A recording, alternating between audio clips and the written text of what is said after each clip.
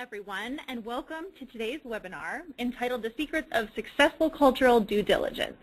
I'm Emily Sandilands, Content Marketing Manager over here at Denison Consulting. And before we begin, I just want to give you a quick overview of the format we'll be using during today's session.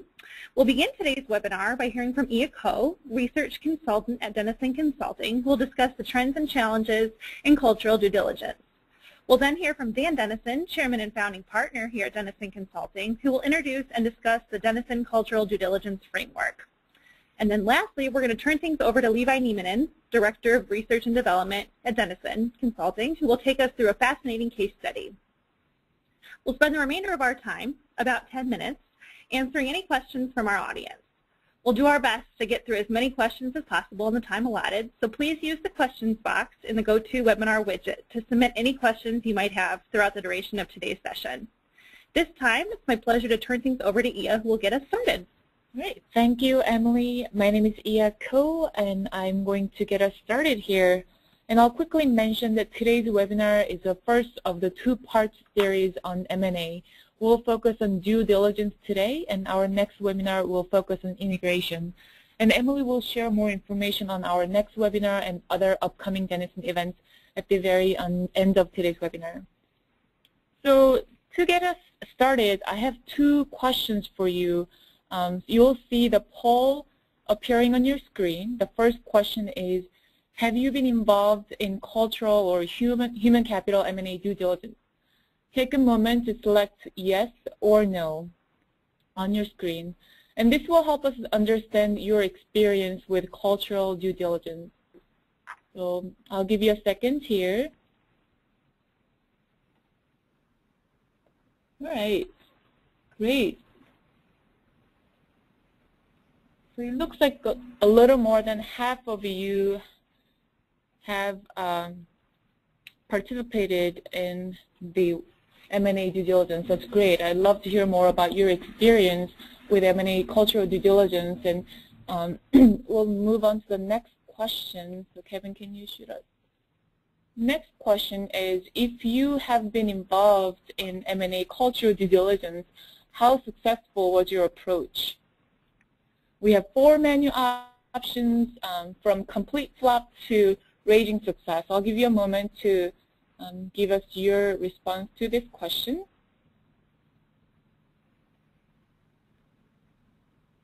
All right, so we're getting some good response here. We'll close the poll in a few seconds.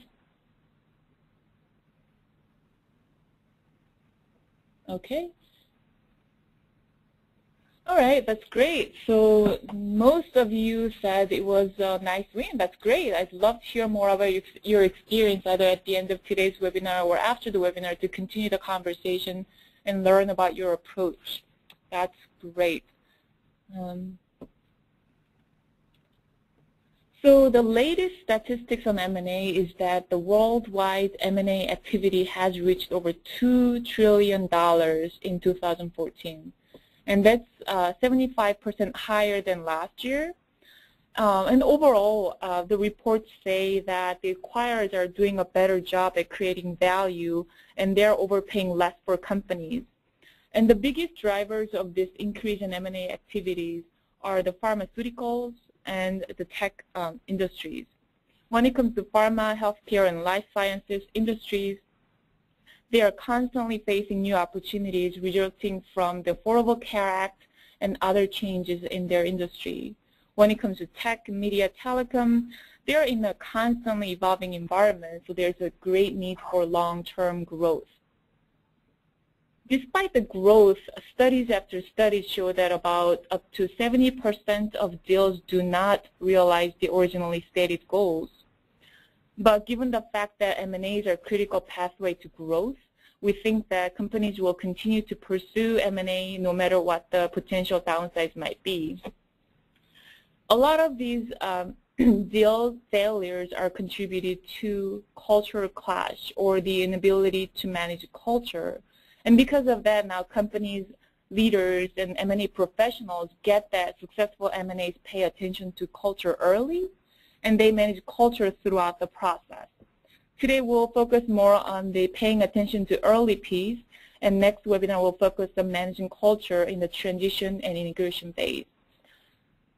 Now I'll share some of the trends and challenges that we identified reviewing the latest and the greatest research and industry methodologies in cultural due diligence.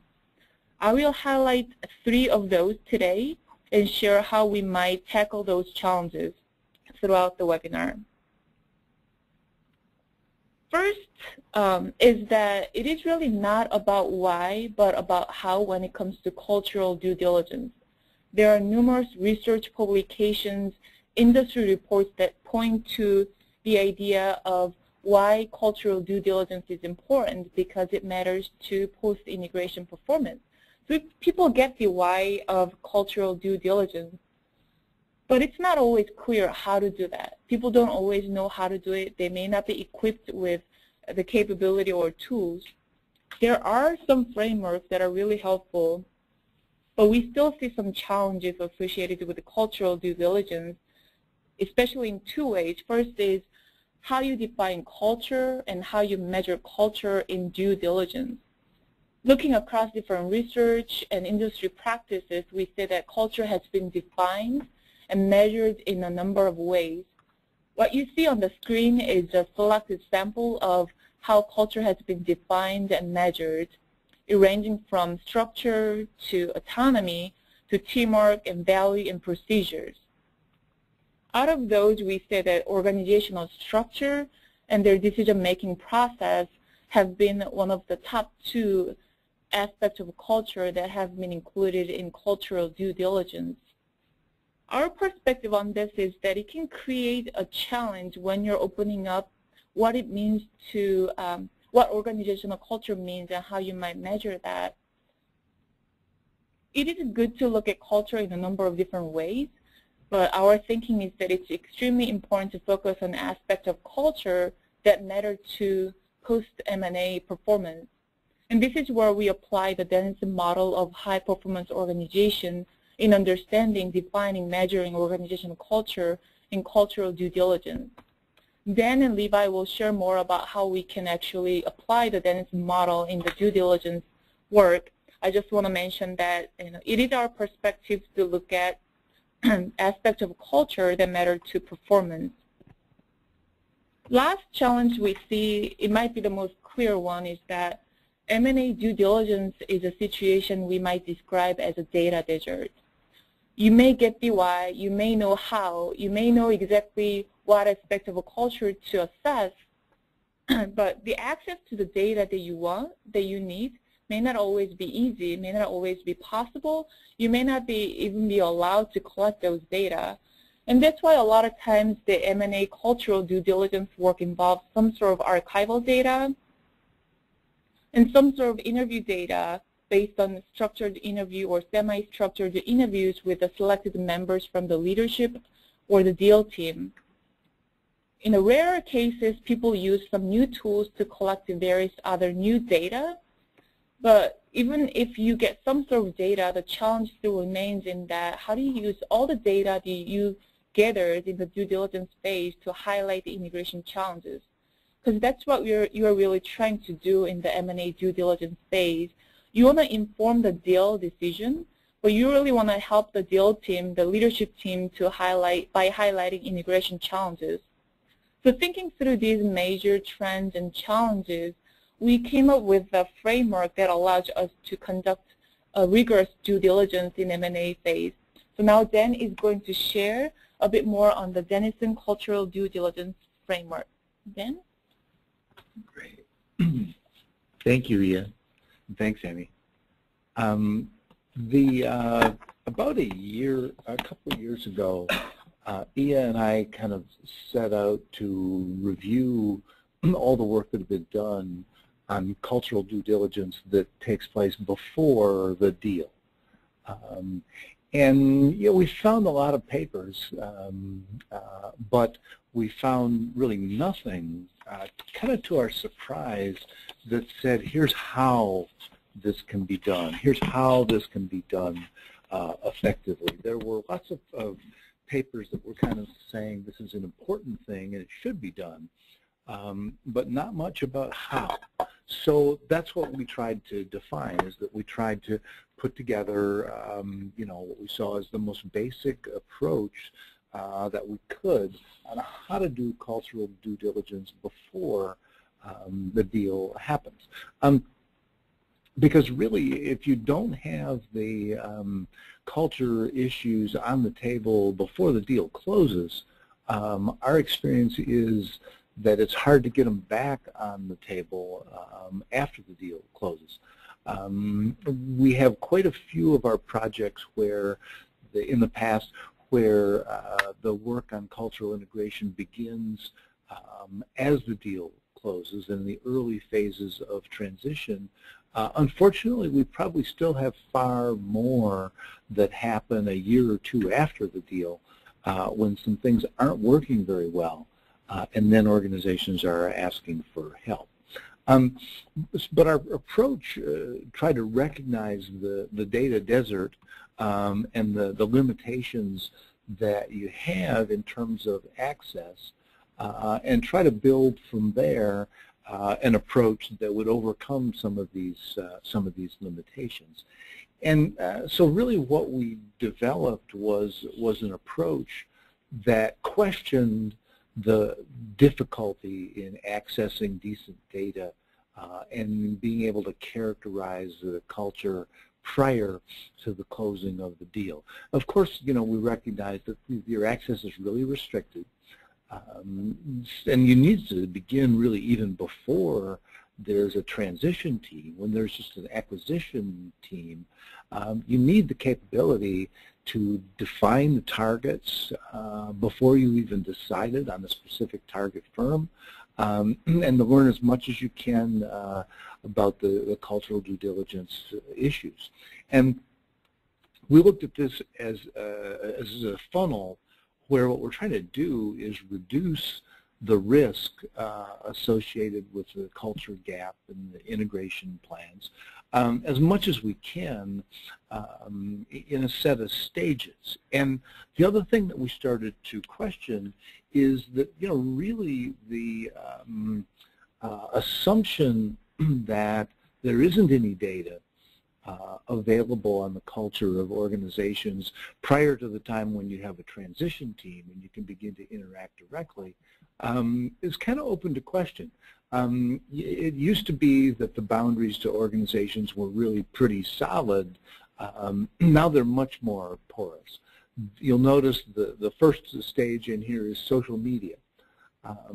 There's constant buzz about every major organization in the world on social media. And we started to view that as a source of data that we could use to start with. Now, the value of this is that it's all external data. It's not any violation of confidentiality. It's not any pressure on the firm to produce this data. The data is already being produced every day in social media. It's, at least at the beginning, it's totally non-invasive.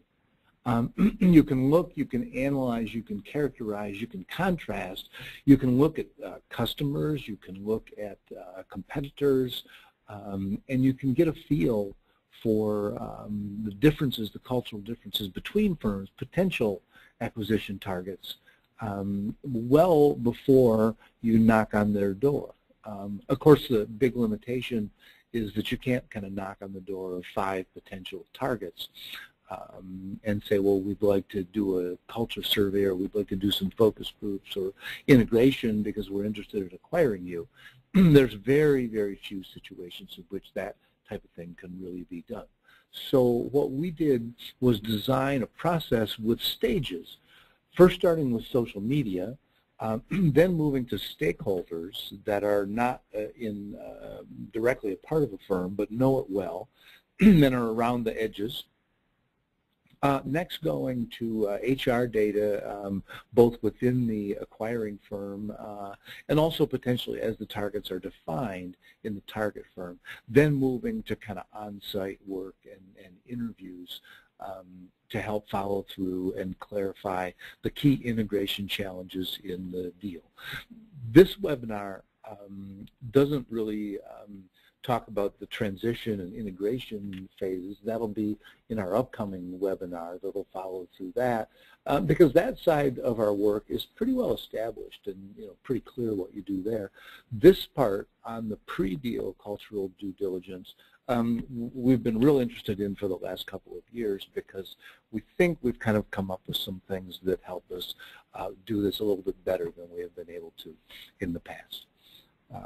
So the first step in cultural due diligence, we've found, is to assess and understand your own culture, the culture of the acquiring firm. It's very interesting to us how many firms that are trying to do acquisitions have quite an idealized form of who they're going to acquire, what characteristics they might have, how that would fit, how that compatibility would be outlined with respect to the acquiring firm.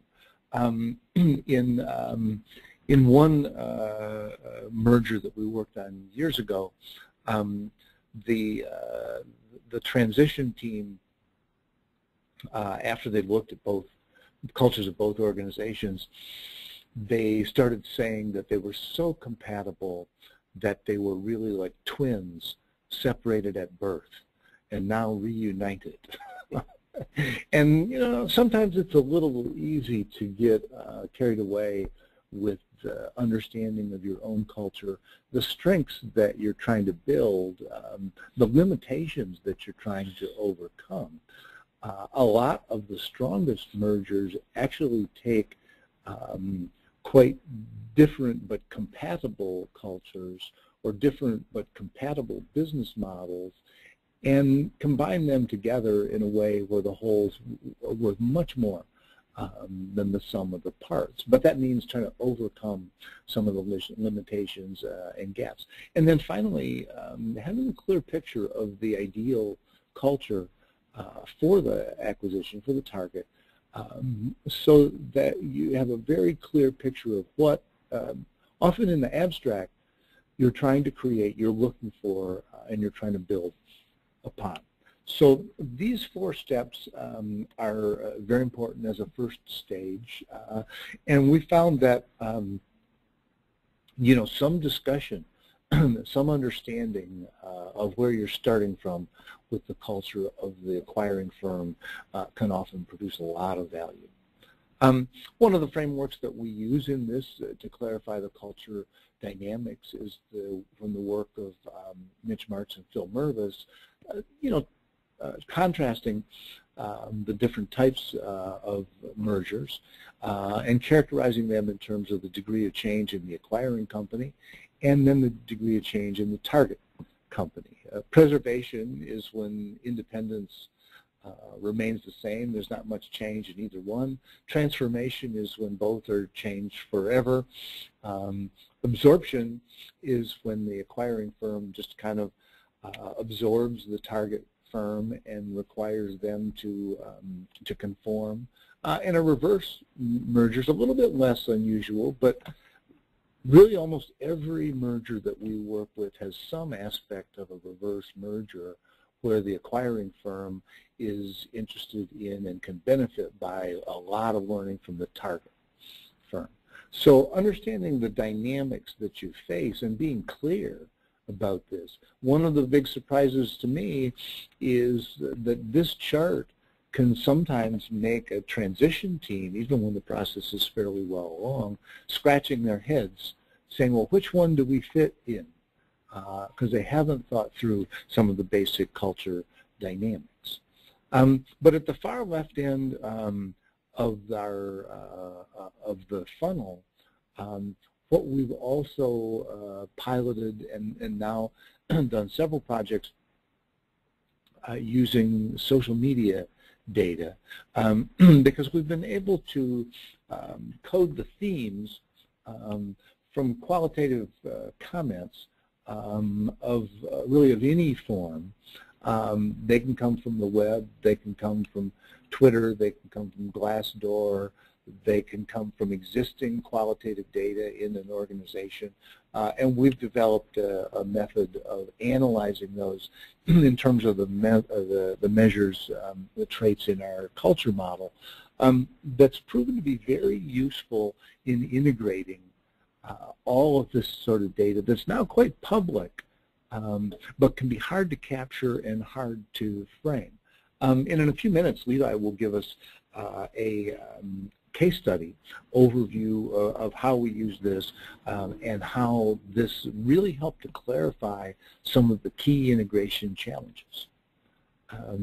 This allows us to create a culture profile, an estimated profile, and in our discussion, I'm sure we're going to have lots of good questions about, well, how accurate is social media data? And I think probably best for us to come back to that after Levi's presented our case study in this. And the answer is maybe not as accurate as we would like, but in our experience, far better than no data at all. And the other factor that this allows us to do is competitor analysis. So the case study will include an example of where the 5 main competitors to a target firm we compare through a social media data analysis. And again, while there are limitations on this form of data, it was very interpretable to the client. It was a substantial help to the discussion about the real integration challenges that would face the combined team after the merger. The next step in this, after social media analysis, is to do stakeholder interviews. And one of the things that we became aware of as we were looking through the literature for all of the examples of things that were written about cultural due diligence is that the biggest limitations are with respect to accessing data to the firms themselves. But in fact, all of the firms have suppliers, they have customers, they have former executives, they have former employees, they have other kinds of industry analysts and experts that are not part of the acquiring firm or the target firm. And that these are also attractive sources of data and perspective that you can, analyze systematically even prior to the deal, even prior to identifying a specific target firm. So this is more time-consuming than social media, no question about it. It's also quite a bit more invasive. The word is out that the acquiring firm is looking when you're interviewing stakeholders. Not quite as fast as it is when you're approaching firms directly, that's for sure. But this is a bit less invasive, and is a bit more formalized. But still is not directly invasive of the members of the firm themselves. The next step also has a number of interesting options.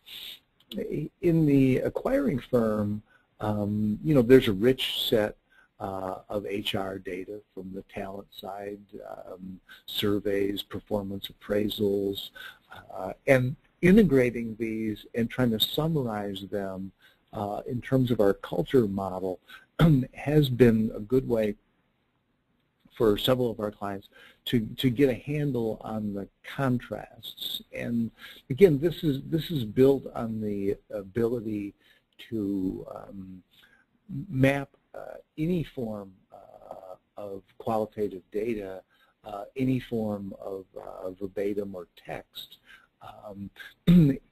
into a dimension on our culture model. So we've used a common method that's been used for everything from social media to verbatims in employee surveys, that we've been able to map into a common framework.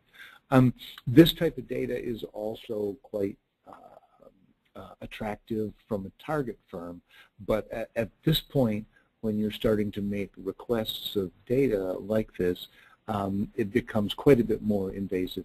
This step, so far, I think we've only taken in the context of a specific target deal that has been announced, where the transition team and the executives of both sides authorize our access to this type of data. Now, this is records data, it's existing data. This is still quite a bit less invasive than going out to the workforce in a target firm or an acquiring firm to capture the data, to do focus groups, to do survey work. So it still is quite a bit less invasive than doing a direct approach. But as I said, it usually only takes place in the context of a transition team that does have access to information on both sides of the deal. Then our next step in the funnel is to look at the possibility of on-site interviews. And these usually take place with the leadership team, middle managers, frontline members of the firm in both acquiring and target firm. And this is not, in a lot of ways, this is not different than what many of you have done doing due diligence in M&A situations. I think the only difference that we see in these on-site interviews when you go through all of the steps of the funnel is that we're much, much more focused on what the questions are, what the issues are, what the potential challenges of the integration process are, and it's much more targeted. It can be more targeted both with respect to whom we need to be talking to and, of course, with what the key questions are, what the key issues are that need to get addressed. So this is a type of work that we have done a number of times prior to developing this sort of overall approach to pre-deal cultural due diligence. And we really noticed a difference in the focus and the pre-work and the buy-in to the set of issues that can inform this set of interviews quite a bit better than they did if this is really your starting point. Then our final step in this is to summarize the data in terms of key integration challenges, because the contrast of where firms fall on different traits and different analytic dimensions and all that, that's a starting point. But the real issue we found is through all the data that you get, through all the concerns raised on both sides of the table, if we can bring those issues to a head, to a focal point, to define some key integration challenges, to then present to the acquiring firm, but also to the target firm with really a simple set of questions about how they've thought about these key integration challenges, that can provide some of the best value of all.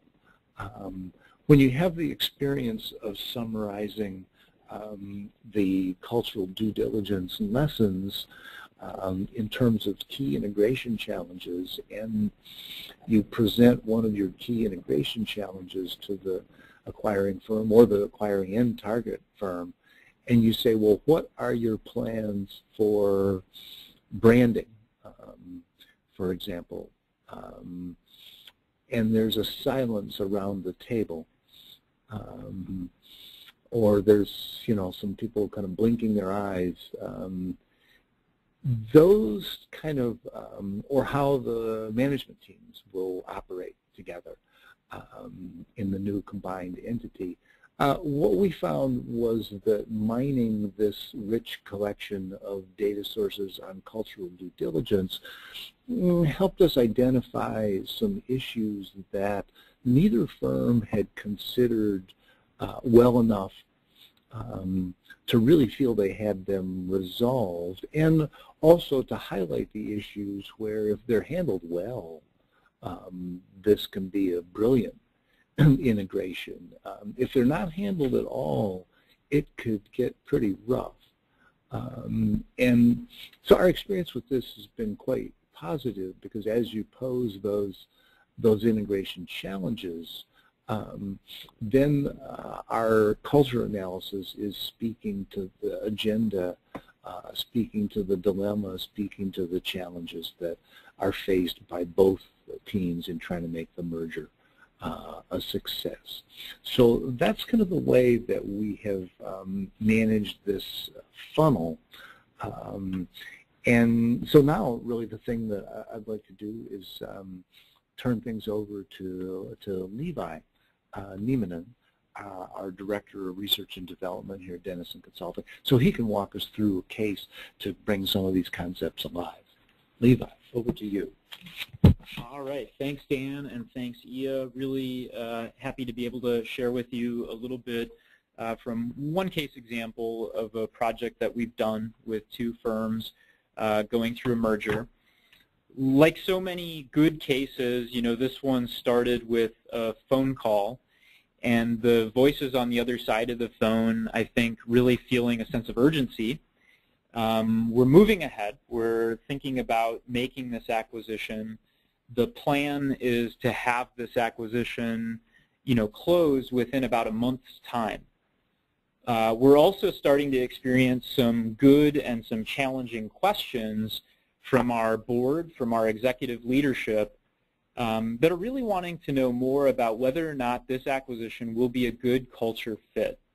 Will this firm fit in and uphold the values and the organization that we've taken so long and so much care to create? And so, you know, to us, to Denison Consulting, can you help us through this process get a better set of insights into whether or not this is likely to work on a cultural level?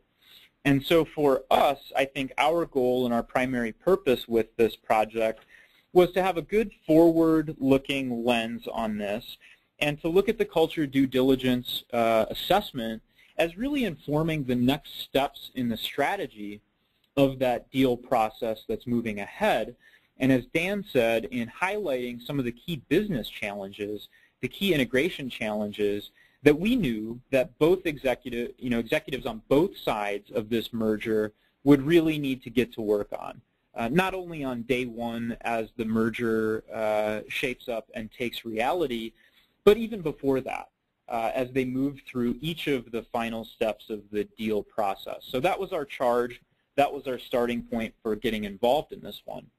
One of the really interesting things with this case, you know, like so many mergers, is that it was a merger of different business models, a merger of different industries.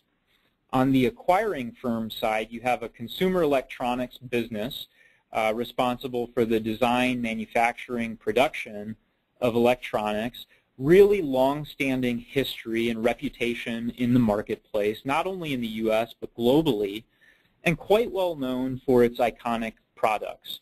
Okay, so this is really something to protect that they've created.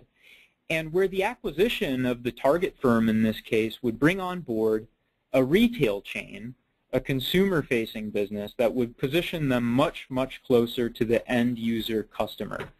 So the target firm in this case, a retail chain of stores, mainly regional stores located throughout the U.S., and also built up a really strong reputation as a strong retailer in the industry, in the space, but quite a bit younger than the acquiring firm overall. So haven't been around as long, though they've developed a real strong reputation in the market.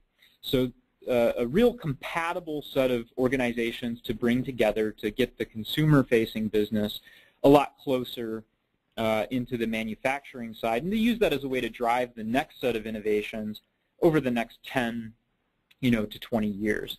So an important backdrop point here that I think you'll see come through the due diligence assessment is that the different industries mean that there are really different starting points, different baselines for the operating philosophies of these two companies. On the acquiring side, you've got a firm that's really focused on product excellence. They've been able to build and sell these iconic products. So it's about quality control, it's about excellence, it's about getting it right, and getting it right every single time out of the gate. On the target side, we don't have the time to get it right every time out of the gate. It's a hectic operational environment. It's a tactical, sales-driven, moment-to-moment performance environment that plays out in the regional stores on a daily basis. And we get up and we do it again the next day in a highly competitive environment. So these are really different baseline starting points to begin thinking about the culture of these two organizations. The chart that Dan showed earlier was a very useful place for us to orient the discussion early on with the acquiring organization. Through the initial discussions before we even get into the the formal assessment process, this is where the starting expectation would have fallen, somewhere between an absorption and a preservation, where the idea would be that the acquiring company will have to change somewhat, but not a lot, not an about face in terms of the strategy that they've always had, but where the target firm would have to understand how to change and adapt to the main practices of the acquiring business to make these two, on the manufacturing and on the retail side, work together. So this is the starting point, not an uncommon starting point for a company that's looking forward at an acquisition of another company. This becomes a really important point of context in the story as we go forward, because as we learned talking more deeply with stakeholders on both sides, this wasn't the end point, and this wasn't a clear point of agreement as we began working through the dialogue with both companies. So that in and of itself becomes something quite important to work on and to focus on.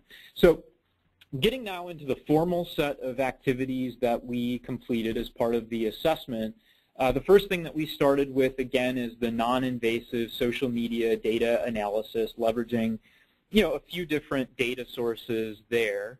But where one of the first things that we saw pretty clearly as we started to dig into that data is a very clear difference here in terms of employee, employer reputation, brand, and loyalty. On the acquiring firm, that's been a central part of their strategy. That's really been the calling card of who they are and what they hold most deeply. On the target side, real good set of practices around people and reputation, but clearly quite different in terms of employees, loyalty, tenure with the organization. So as you can see that twofold difference, you wouldn't be surprised then to hear that the average tenure and the churn rates for these organizations really varied quite a bit. In fact, as we dug in further, varied by about 5-fold in terms of the acquiring firm having 5 times the average tenure rate for an employee as on the target firm side. So a real different set of expectations as to whether or not these companies are the long-term employer for the employees that work there. In our social media process and data analysis, one of the things that we can do and that we've developed is the tools and the framework for mapping those comments that are left to the different data sources back against our high-performance culture model. And as a result of that, we can estimate what we believe based on the array of data we would find if we did a full-scale culture assessment of both organizations. And that's what you can see here on both the right and left side is the projected culture profile for these. And so some real strengths and some real opportunities that came through in that data on both ends. On the target firm, the quality, the passion for the product that we're selling in our stores is a real selling point of wanting to work for this organization and be a part of it, as well as some of the benefits of just, in a retail environment, giving employees the opportunity to, purchase at a discount is some of the more positive feedback that comes out of the social media. On the challenge side, some real challenges around the coordination, department to department, store to store, region to region, really working across employees, not the strength out of the starting point for this organization, as well as a real tactical, day-to-day operational focus. And one of the things in talking with stakeholders from the target firm that they're real proud of is their real-time analytics that they have at the store level. If you want to know the performance of a particular product in a particular store on a particular day, we've got it. We've got the capability to do that, and better yet, we've got the capability to act on that feedback and to be able to capitalize and shift on the short-term market fluctuation. But in terms of longer-term perspective, analytics, competitor and market knowledge, much less focus there for this organization, and that's a good contrast with the acquiring firm that has developed more of that capability. So in the acquiring firm, a lot of, again, strengths and some clear challenges here. Again, built a real long-standing tradition as a great place to work, strong work-life balance, people that are proud to work here, and really proud of the talent base that they've built up as the source of their values and their innovation over time. But, interestingly, not a panacea either. There's some real challenges there in terms of talent management opportunities, career development opportunities for our people, and within a large global environment, clarity around where this organization is headed and, my individual role in it as an employee. So starting at this phase in the analysis to get a little bit of depth and insight into what the employee experience and the culture looks like on both sides. Now, I mentioned early on that the industry lens is really important with this. As we look at the challenges that we see with that target firm, in the 40% of people who would recommend to work here, we needed to analyze pretty closely, pretty carefully, the top 4 or 5 competitors for this firm to really know whether or not that 40% is typical or atypical, good, bad, or in between for this retail, fast-paced, churn kind of environment. And as you can see in the slide here, although we've blanked out the names of these, the target firm in red on the far left bar compares pretty well, compares average or ahead of the curve across most of the different data points that come through the social media analysis. So from the feedback on the culture here, the work-life balance, and the even that 40% recommend as employer is fairly comparable actually to what you would see in the industry, and really helps to put that into perspective for the acquiring firm as they get a better sense of the culture that they would be acquiring. And you'll go deeper into that competitor analysis as well. You can start to break down what really are the most frequent strengths and the most frequent challenges that people report across those competitors. Again, target firm shown on the far left. And you can see in industry, some of these issues around coordination challenges, the short-term mindset and management practices, and the real challenge around retention and career development opportunities are not unique to this particular firm.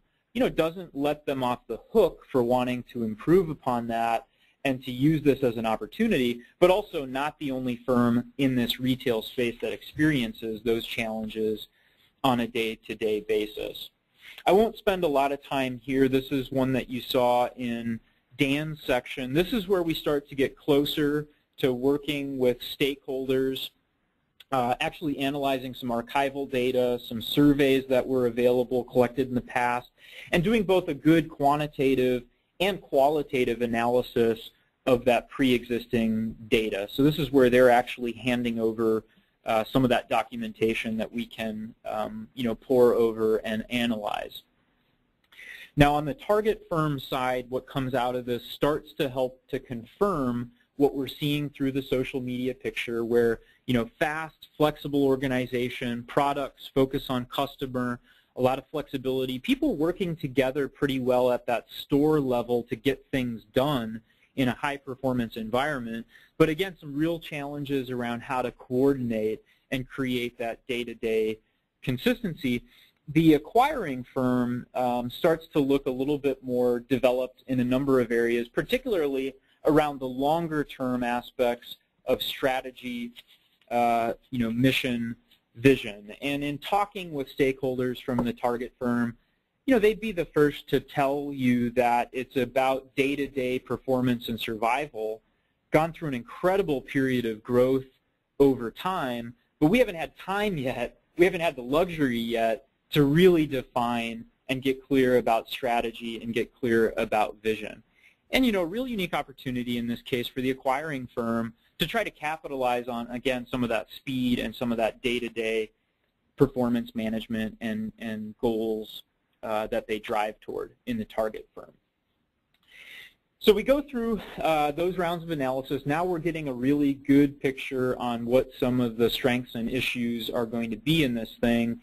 And we start to do our stakeholder interviews. So in total, in this particular case, we had the opportunity to talk with about 10 members from both organizations, both executive team from CEO down, as well as some key members of the deal team and the transition team in there as well.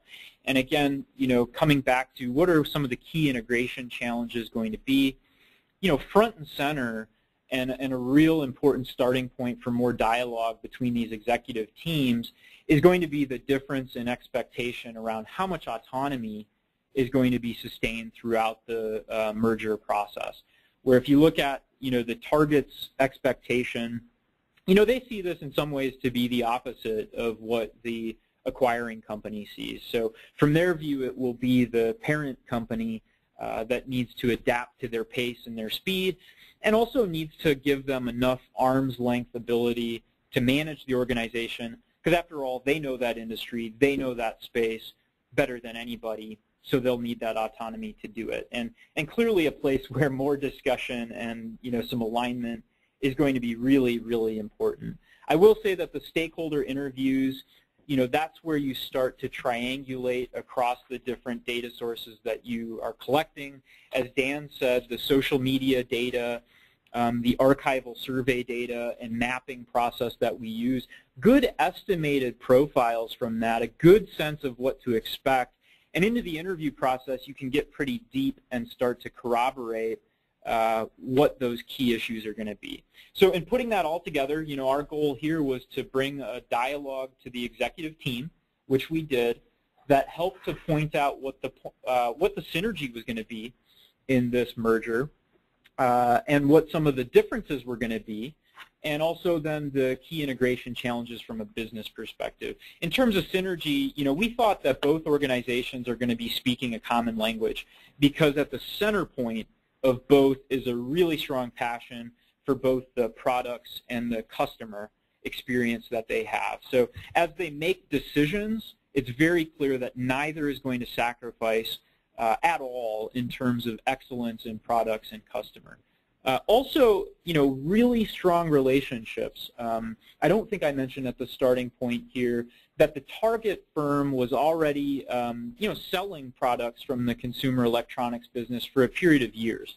And so in order to do that, had built up some really strong relationships between both firms that would be, a good way to get these discussions started and moving forward, much better than starting from a 0 point moving forward. And lastly, we saw this deal as really following the cultural character of the acquiring company. So very thoughtful, very methodical decision process that carefully considers how this is going to work. And that was a positive sign to us that all of this proceeded within that cultural character that they built up, so that this was moving the way we anticipated. In terms of differences, mentioned quite a bit here about speed of decisions and operations, and also, a secondary point here that, could be more difficult to work through is the emphasis that's placed on values and people. For the acquiring company, this is so strong that it's a big part of their presence in the marketplace. They believe that their customers have in mind the idea of how they treat their people as a key part of not only employer brand, but also the brand in the marketplace. And that's clearly different than a very competitive, fast-paced, sink or swim environment on the retail side.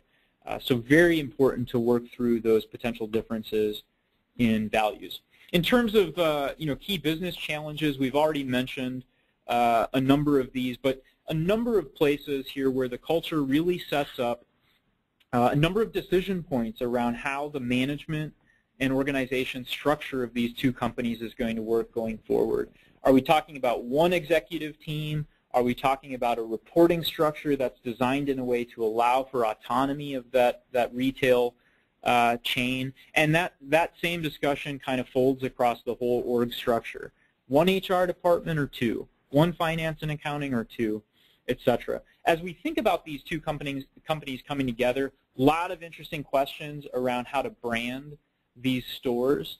Will it be the the consumer electronics brand that comes out in front and center? Will it be the retail chain that maintains its brand front and center? And how will we manage those stores together in a way that makes sense? And then finally, one of the most interesting things here, and one that launched a real clear work stream, was the talent management opportunities and strategy that needs to come through in this acquisition. One of the things that was most exciting from the target's perspective, coming from a real flat organizational structure, is, this will be great because it'll give our people the opportunity for promotion into a real corporate environment, a whole new set of professional opportunities, an opportunity to see different sides of how this business works, and hopefully a way where we can move towards better talent retention over time. But as we saw in our cultural analysis, that one could be a potential blind spot for these two companies, because really in truth neither company had a real clear strength in how it managed and developed its talent. And so in our experience, it's rare to see two companies come together in a way where two weaknesses, come together and magically make a strength. We wish it worked that way, but it doesn't, not without a lot of thoughtful attention and strategy. And so that piece really, launched a clear work stream to get to work on what the strategy and process would be. I'm going to go ahead and end here with just a real quick comment, because in one way, I apologize, we have to leave you a little bit hanging. It's a success story so far with this one. We're still, fairly early on in the process, in the merger process with these companies, but it's successful so far. And importantly, each of those key integration challenges was given some real attention and some resources early on, became the focus of work streams that could make a big difference, even before day one as these companies came together. So that'll be the endpoint for the case. And I'll turn it back now to some good questions, hopefully from the audience, and Q&A. Yeah, perfect. Thanks, Levi. We've actually got a lot of great questions coming in. So if you have a question that you'd like to submit to the group here and haven't done so already, please use the the questions control panel to send us any of your questions. So we're going to dive right in here. We've got a few minutes and a few great questions. So I will pose this to the group. In your experience, how do executives typically react to the social media data? Yeah, I can start out with that one. I think, just with the case, and we've seen this in others, of course, but with the case, real different reaction from either side of the table. on that one. You can imagine, both organizations equally proud in what they've created and a little bit difficult to swallow, though I'm sure not a surprise, with the numbers around the percentage of employees that would recommend working for the target company in this case, and expectedly some defensiveness around seeing those numbers. The important thing from our perspective, and we acknowledge the limitations of that data right alongside them, but the important thing from our perspective is that becomes a point of dialogue, because you can bet that those numbers get the attention of the acquiring firm, and real important to think that one through pretty carefully together in that executive discussion as we're going through the final phases of that deal. So different reactions depending on what that data shows, but certainly some limitations that come with it. Yeah, I'd say they react to social media data a lot like they react to other forms of data. And if it gives them a picture that they like, I think it's a wonderful method. And if it gives them a picture that they don't like, they can test it. And the validation work that we've done on social media data show that it is, it does have some strengths. There are some problems with it. I don't think it's as simple as some executives would say, because some executives will literally say, well, if we cared about social media data, then we would just tell all of our people to go online and say, positive things about us. That also gives you good information about how they tend to look at the people issues in the merger, too. But it's not that different from the way they react to other data. Well, that's great. Thank you. The next question comes to us from Lauren. Lauren wants to know, where the aim is less integration and more towards preservation, there are still challenges around the way organizations work together. How do you characterize the main risks and issues in this category of M&A? Well, when your goal or your dynamic is preservation, you don't have to do a lot of integration. You're more like a holding company as the acquiring firm. And that means that you've got a lot of responsibility for the actions of a firm, but it may be quite a lot narrower. They may have a lot of operating independence that you don't need to work at integrating, but as the new owner, you are responsible. So I think the virtue of a preservation strategy is you have some time to think about the next stages of integration. At the end of the day, if all you're doing is preserving, though, you have to remember that you haven't really thought through the synergy, the strategic synergy, very clearly. Great, thank you, Dan. Looks like we are running up on the hour of 1 o'clock. So if you have any other questions, feel free to email those over to us. We'd be happy to get back with you. As we wrap things up here, I want to just make you aware of a few upcoming events. As Ian mentioned earlier in this webcast, we will be hosting another webinar on M&A, specifically on the integration piece. That will be happening soon, so be sure to look for an announcement from us on that. You can also check back to the event section of our website on www.denisonconsulting.com for more information. Next month, in November, we'll be hosting our Fundamentals of a High-Performance Organization e-workshop. And lastly, we're very excited for our Best Practices Forum coming early next year, January 21st to 23rd in Delray Beach, Florida. And be sure to visit our website, again, as I mentioned, www.denisonconsulting.com to learn more about these exciting events and learn how you can join in on the fun. So with that, I'd like to wrap it up here. I'd like to thank our group for such an engaging discussion, as well as our audience members for posing some great questions. We'll be providing a link to the recording of today's session and the slides that were presented shortly, so be sure to look out for those. So thank you, and hope you all have a wonderful afternoon.